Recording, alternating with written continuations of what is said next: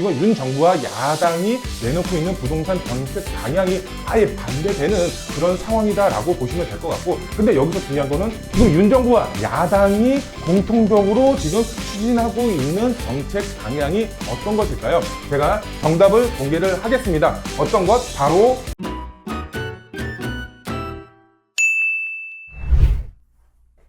안녕하십니까 애청자 여러분, 돈 되는 부동산 함주원입니다.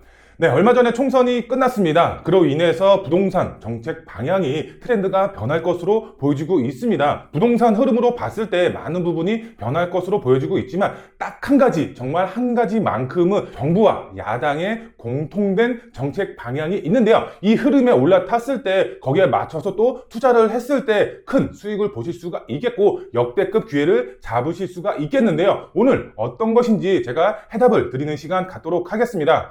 네, 화면을 보시면은 엇갈리는 부동산 정책 방향 이렇게 나와 있는데요. 우선 윤 정부가 나와 있고 그 다음에 야당이 나와 있습니다. 부동산 정책 방향 어떻게 흘러갈지 제가 설명을 해드리면, 우선 첫 번째로 윤석열 정부가 지금까지 추진했던 부동산 정책 방향이 있습니다. 근데 이 윤 정부가 앞으로 추진해야 될 이런 방향들 자체가 총선 결과로만 봤을 때는 법 개정이 불리하다, 이렇게 이제 보시면 될 것 같고, 그 다음에 야당의 입장에서 봤을 때는 법 개정 자체가 유리하게 흘러갈 수밖에 없겠죠. 우선 윤석열 정부가 지금 추진하고 있는 부동산 방향을 한번 보게 되면은 지금 대대적인 규제 완화책을 내놓고 있습니다. 세금적으로 대출에 대해서 아니면 여러 가지 다양하게 규제 완화 방향을 펼치고 있죠. 우선 보면은 주택 공급 확대 측면을 봤을 때는 270만 가구, 전국에 270만 가구를 공급하겠다라고 하고 있습니다. 그리고 재건축 안전 진단 같은 경우도 규제 완화를 하려고 하고 있습니다. 법 개정이 들어가야 되는 부분이죠. 그 다음에 건설 경기 회복, 이건 역시도 마찬가지입니다. 지금 건설 경기 굉장히 안 좋습니다. 그래서 회복을 하기 위해서 다양하게 완화 방안을 내놓고 있고요. 그리고 봤을 때 임대차 시장을 봤을 때 임대차 3법 완화를 예정을 했었습니다. 우선 전월세 상한제, 그 다음 계약갱신 청구권, 전월세 신고제, 이렇게 임대차 3법이 있는데 이것을 완화를 할 것으로 보여지고 있었습니다.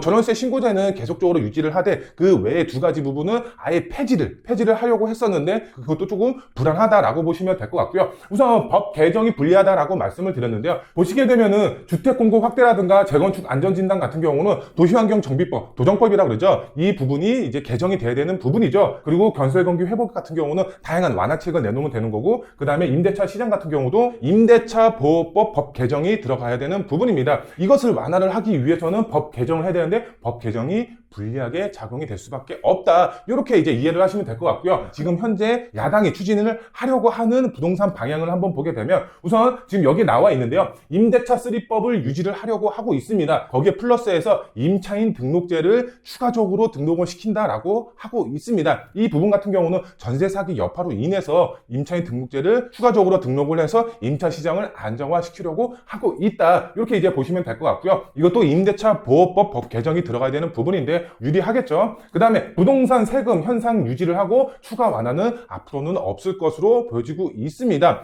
우선 지금 야당 같은 경우는 이런 세법이죠. 세법을 완화를 했을 때에는 부자 감세다, 이렇게 얘기를 하고 있습니다. 그만큼 세금 같은 경우는 주택을 가지고 있는 분들이 세금을 내는 분들, 그러면은 부자인 분들이 많이 세금을 내야 된다. 그렇기 때문에 야당의 입장에서는 현재 부동산 세금을 유지를 하겠다, 이렇게 얘기를 하고 있는 거고, 윤 정부 같은 경우는 부동산 세금을 낮추겠다, 이렇게 얘기를 하고 있는 거죠. 근데 여기서 중요한 점은 바로 또 법 개정이 들어가야 되는 부분이죠. 지방세법과 소득세법 법 개정이 이루어져야 된다, 이렇게 이제 보시면 될 것 같고요. 그 다음에 분양가 상한제, 실거주 의무라든가 초과이익 환수를 현재 그대로 유지를 할 것으로 보여지고 있습니다. 분양가 상한제 같은 경우는 3년 유예 기간을 주고 있고, 초과이익 환수제도 어느 정도 가격 자체가 조금 상향이 된 부분이 있습니다. 이것이 현재 그대로 유지가 될 것으로 보여지고 있습니다. 이 부분 같은 경우도 주택법 개정이 들어가야 되는 부분이고요. 그 다음에 재건축 안전진단 현행 유지가 될 것으로 보여지고 있습니다. 지금 윤석열 정부 같은 경우는 재건축 안전진단 면제 키워드를 갖고 있습니다. 하지만 야당 같은 경우는 재건축 안전진단 없습니다. 면제는 없다. 이런 취지로 보여주고 있다. 이렇게 보시면 될 것 같습니다. 지금 윤 정부와 야당이 내놓고 있는 부동산 정책 방향이 아예 반대되는 그런 상황이다라고 보시면 될 것 같고, 근데 여기서 중요한 거는 야당이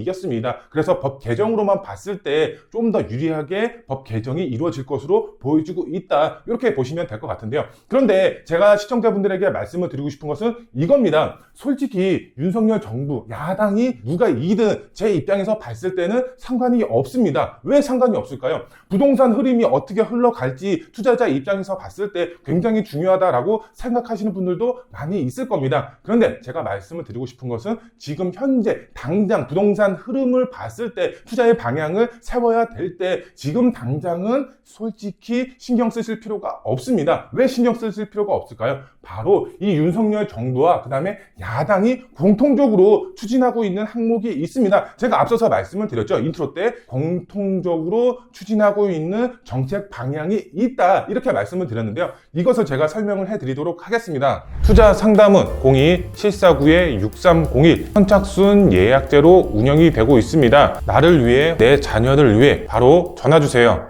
지금 윤 정부와 야당이 공통적으로 지금 추진하고 있는 정책 방향이 어떤 것일까요? 제가 정답을 공개를 하겠습니다. 어떤 것? 바로 공급입니다. 공급 측면으로 봤을 때는 윤석열 정부와 야당이 공통적으로 추진하는 정책 방향이다라고 보시면 되겠습니다. 우리가 서울 기준으로 봤을 때 공급이 부족하다는 것은 다들 알고 계실 겁니다.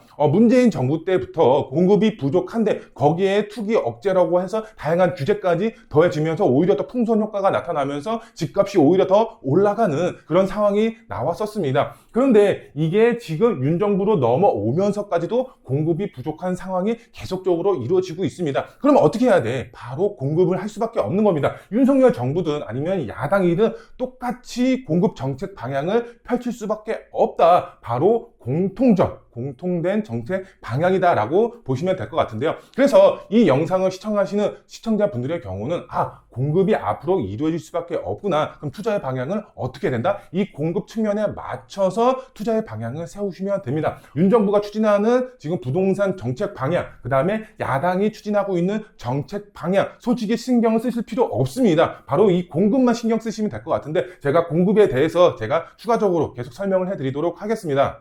네, 화면을 보시면 공통점을 주목하라. 이 공급 확대 측면에서 봤을 때 서울시 공급 부족 모르는 사람 솔직히 없을 겁니다. 부동산 투자에 관심이 있으신 분들, 그 다음에 서울에 투자를 해야 되겠다 이런 분들의 경우는 서울시 공급 부족하다는 거 모르는 분들 솔직히 없을 겁니다. 지금 그래프를 한번 보시게 되면 지금 2024년도, 2025년도까지는 그나마 공급 물량이 있습니다. 그런데 기준치보다도 미달입니다. 지금도 미달입니다. 그런데 26년, 27년, 28년의 그래프를 보시게 되면 어떻죠?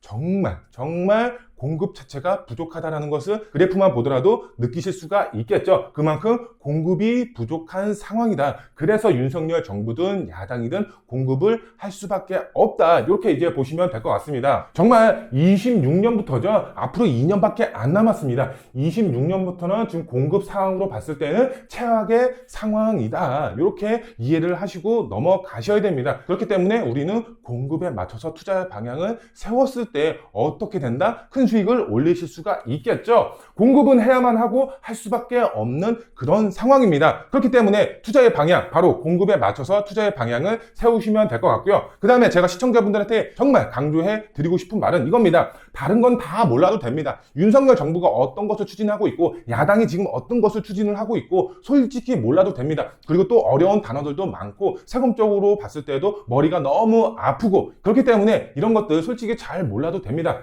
다른 건 다 몰라도 제가 말씀을 드리고 싶은 것은 이겁니다. 소액 재개발은 역대급 기회다라고 보시고 투자의 방향을 세우셔야 됩니다. 솔직히 서울에 나대지가 많이 있나요? 솔직히 없습니다. 기존 건물을 허물고 새롭게 다시 건물을 지을 수밖에 없습니다. 그러면 어떻게 해야 돼? 우리가 기존 건물에 미리 투자를 해놓고 새롭게 건물이 만들어질 수가 있는 그런 지역에 미리 선점 투자를 해놓는다라고 했을 때는 그 일대가 아파트로 변했을 때 내 수익이 그만큼 크게 돌아올 수 수밖에 없겠죠. 그렇기 때문에 제가 말씀을 드리고 싶은 것은 소액 재개발은 역대급 기회다라고 보시면 될 것 같습니다. 그래프를 한번 다시 보도록 할까요? 그래프 26년부터는 아예 없습니다. 이것을 보셔야 됩니다. 공급을 할 수밖에 없는 그런 상황이기 때문에 투자의 방향 바로 공급에 맞추셔야 되고, 근데 소액으로 투자할 수가 있는 재개발의 투자의 방향을 세우신다라고 했을 때에는 정말 소액으로도 얼마든지 큰 수익을 버실 수가 있는 그런 투자자분들이 되실 수가 있다, 이렇게 설명을 드릴 수가 있겠습니다.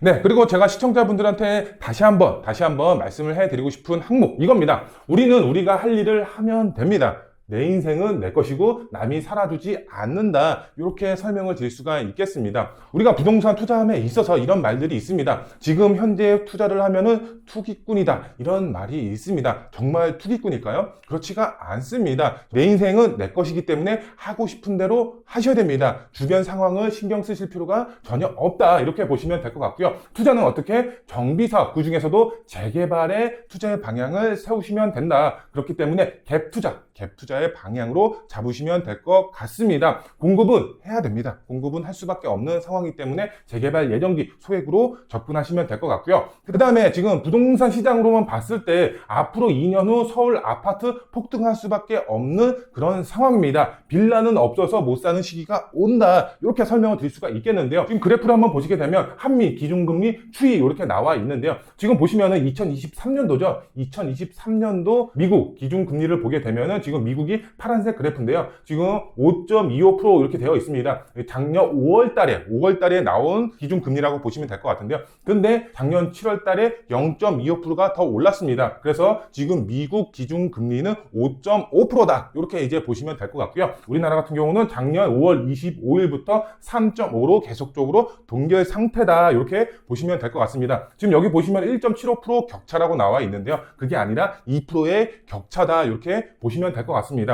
이런 거 기준금리에 대해서 조금 아시는 분들의 경우는 미국 금리보다 우리나라 금리가 더 높아야 된다, 그래서 달러가 우리나라한테 들어올 수가 있게끔 해야 되죠. 근데 미국이 금리가 더 높아. 우리나라는 금리 어떻게 해야 돼? 계속적으로 동결을 할 수밖에 없는 그런 상황입니다. 조금 내릴 수는 있겠지만 정말 2년 전처럼 뭐 제로 금리다, 이런 말은 앞으로 절대 없다, 이렇게 보시면 될 것 같습니다. 그러면은 이렇게 금리 상황이 안 좋은데 투자를 해야 돼? 투자를 하셔야 됩니다. 서울 아파트 거래량을 한번 보시게 되면은 2023년도, 그 다음에 2024년도 이제 초에 거래된 아파트 거래량이라고 보시면 될 것 같은데요. 저번 달 3월 달에 보시면은 3,169건의 거래량을 보였습니다. 그리고 2월 달 보시면은 2,592건의 아파트 거래량을 보이고 있습니다. 부동산 시장이 살아났습니다. 제가 말씀을 드리고 싶은 것은 이겁니다. 아무리 금리 상황이 안 좋다라고 하더라도 우리는 적응을 한 겁니다. 대출 2년 전에 대출 받는다라고 했을 때는 1점 몇 프로, 2점 몇 프로의 대출을 받았었습니다. 그때도 적응을 했었습니다.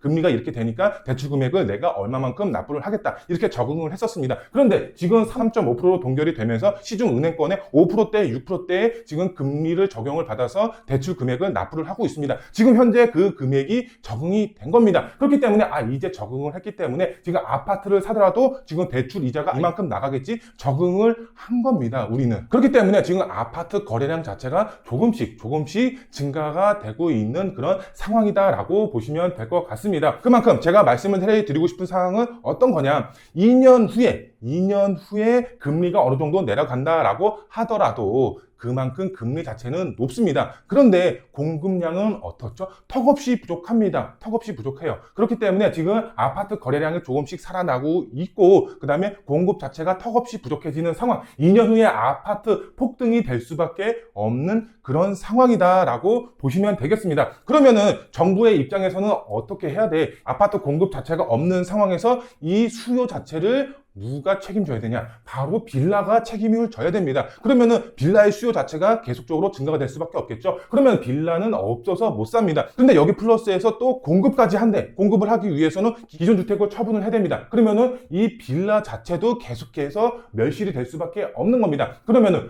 아파트도 부족해. 그러면 빌라도 부족해. 어떻게 될까요? 폭등이 될 수밖에 없는 겁니다. 그럼 투자를 어떻게 해야 돼? 공급 방향에 맞춰서 정말 재개발이 될 수가 있는 그런 노밀집 지역에 미리 선점 투자를 하시는 겁니다. 그래서 아파트로 변했을 때 거기에 수익을 내가 가져갈 수가 있는 그런 투자자분들이 되셔야 되겠죠. 근데 서울도 서울 나름입니다. 서울이라고 해서 다 가격 자체가 오르는 것이 아니고 다 재개발이 되는 것이 아니죠. 입지가 가장 중요하다. 내가 투자하는 지역에 정말 입지가 가장 중요하다라고 꼭 생각을 하시고 투자의 방향을 세우셔야 됩니다. 내 투자금보다 더 중요한 게 바로 입지 선정이다라고 보셔야 됩니다. 내가 투자 금액이 5억이 있고 10억이 있는 게 중요한 것이 아닙니다. 이 금액을 갖고서 어디에 투자를 하느냐, 이게 가장 중요하다라고 꼭 명심을 하시고 투자의 방향을 세우셔야 된다. 이렇게 설명을 드릴 수가 있겠습니다. 네, 오늘 시청자분들에게 총선 결과가 나왔고 앞으로의 부동산 시장 방향이 어떻게 흘러갈지에 대해서 설명을 해드렸습니다. 그런데 총선 결과 어떻게 났는지 중요하지 않습니다.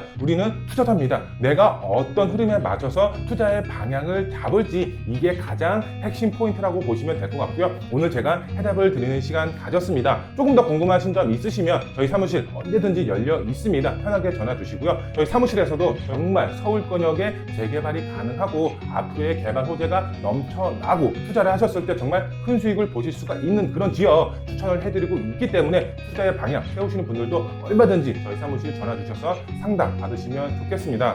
네, 오늘 영상은 여기서 마무리해드리고 다음 영상에 더 알찬 정보로 찾아뵙도록 하겠습니다. 감사합니다.